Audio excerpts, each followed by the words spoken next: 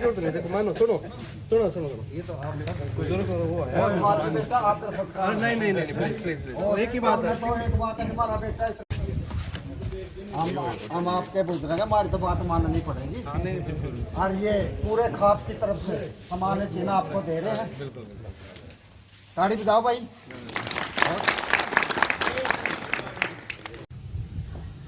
तो साहब ने बोला, बाकी आप गांव के सभी सम्मानित सदस्य, जब भी कोई काम होगा गांव के विकास का, जरूर आप लोगों के साथ खड़ा मिलूंगा। किसी भी प्रकार का है उससे खींचतान ज़्यादा है। कोई एक काम करा दे तो दूसरा उसकी आपत्ति करने वाला तुरंत आ जाता। अब मेरे पास वो आए थे कि बेड़ानपट्टी के पास उसमें तालाब होगा, कोई सफाई करवाना, तो उस पर पहले ही किसी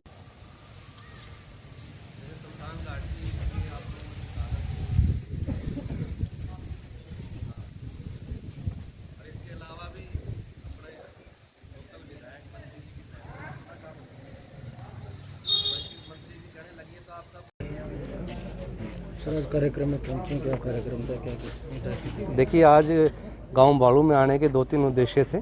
सबसे पहला उद्देश्य तो जैसा आपको पता है, वैक्सीनेशन का पूरा सरकार का जोर है। कोरोना की तीसरी लहर चल रही है, ऐसे में ज़रूरी है कि हर व्यक्ति वैक्सीनेट हो। एसडीएम कलायत से मेरी बात हुई थी और एक ये सोच थी डीसी साहब की, जो भी अधिकारी या कर्मचारी यहीं के हैं, इसी ज़िले के हैं, वो अपने अपने गाँव में जाएँ, लोगों को प्रेरित करें वैक्सीनेशन के बारे में। जो अब सरकार ने 15 साल से ऊपर तक के सभी बच्चों के लिए फ्री वैक्सीनेशन शुरू की है, वो करवाएं, बुजुर्गों का वैक्सीनेशन करवाएं।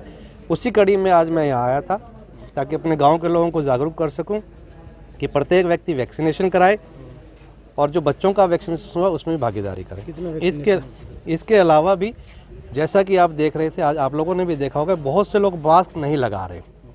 सरकार के सख्त निर्देश हैं कि यदि कोई व्यक्ति मास्क नहीं लगाता तो उसमें 500 रुपये तक का जुर्माना है। तो मैंने यही निवेदन इनसे किया है, आज निवेदन के तौर पे कहा है कि मास्क लगाएं, सबसे बड़ा बचाव इसी में है। यदि आप मास्क नहीं लगाएंगे तो बचाव नहीं है, और भविष्य में सख्ती से भी इसका पालन करवाया जाएगा। अगर कोई इसकी पालना नहीं करेगा तो 500 रुपये का चालान उस पर किया जाएगा। ये मैं आपके चैनल के माध्यम से भी लोगों को बताना चाहता हूँ। वैक्सीनेशन कितने? जहाँ तक वैक्सीनेशन के बारे में बताया, हमारे साथी MPSW यहाँ आए हुए हैं, इन्होंने बताया 97% वैक्सीनेशन इस गाँव की हो चुकी है, जो कि एक अच्छा अचीवमेंट है। लेकिन 100% के बिना हम नहीं मानने वाले, क्योंकि एक भी व्यक्ति छूट गया तो निश्चित तौर पर दूसरों को भी उससे नुकसान होगा। गांव को गोद लेने की बात की जा रही है। बिल्कुल बिल्कुल बिल्कुल। ये नवंबर माह में सरकार द्वारा योजना शुरू की गई थी कि जिला के जितने भी क्लास 1 अधिकारी हैं वो एक एक गाँव गोद ले। सरकार की योजना ये है कि वो व्यक्ति उस गाँव में जाए, अधिकारी उस गाँव में जाए, सरकार की जितनी भी स्कीम्स है लोगों को बताए, क्योंकि गाँव के लोग इतने जागरूक नहीं होते, उन तक इस प्रकार की IC एक्टिविटी नहीं पहुंच पाती कि सरकार की क्या लाभकारी योजनाएं चल रही हैं। तो उसी कड़ी में मेरा सौभाग्य है कि मुझे गांव बालू गोद लेने का मौका मिला है। हालांकि उसमें 10 गांव नाम लिख करके भेजने थे। सरकार द्वारा ये प्राथमिकता तय जाएगी कि कौन सा गाँव गोद लिया जाएगा, तो उसमें एक गाँव बालू भी मैंने भेजा है। और निश्चित तौर पर इस गाँव में जितना विकास लोकल MLA मंत्री की मदद से हम कर सकते हैं, हम कोशिश करेंगे कि हो। बताया जा रहा है कि पैतृक गांव है आपका बालू? जी बिल्कुल, मेरा पैतृक गांव बालू है। मेरे माता पिताजी यही इस गांव में रहे, मेरे बड़े भाई यहाँ पढ़े।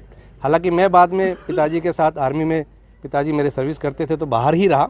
गांव में आने का सौभाग्य थोड़ा कम मिला, परंतु अब कोशिश रहेगी जितना ज़्यादा गाँव में काम हो सकता है हम करवाएं। कोई समस्या को लेकर भी गाँववासियों ने कोई ज्ञापन आपको दिया, कोई इसी तरह की समस्या भी सामने रखी? जी देखिए, सबसे मुख्य समस्या प्रत्येक गाँव की पानी निकासी की है। आज जिला कैथल के जितने भी गांव हैं उनमें सबसे ज़्यादा प्राथमिक समस्या यही है कि पानी निकासी की।